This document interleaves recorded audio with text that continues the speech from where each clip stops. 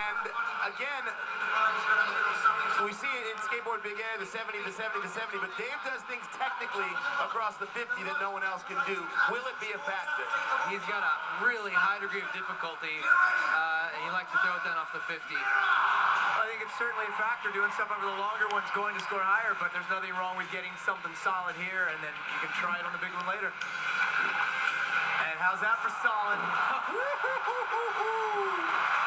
Last year, his big trick, threw it right down there, and nice. Wow. Flare on the quarter. Yeah, it's a good strategy. I mean, I'd be surprised if this isn't the leading score after this. He used the 50-footer, but it's a trick that only he does.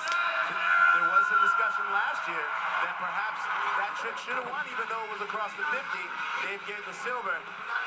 Yeah, you're always going to have people debating how things should have turned out. You know, in hindsight, if he could have pulled that run earlier and went for it off the big set. Exactly what do you call it? What does he call it? The air traffic controller. I call it the maestro, like he's directing a symphony up there. Basically a no-handed corkscrew 720. It's the trick that Travis Pastrana will try tonight in Moto X Best Trick, except he won't be taking his hands off of his motorcycle. Yeah, that's, you know, those two guys are teammates racing rally cars, and there you go. Let the inspiration fly between those two. But that's Dave's silver medal run last year. Gets it down clean, first try. Loving it, and he gets the score, 89.66. 5-point lead. That's pretty big.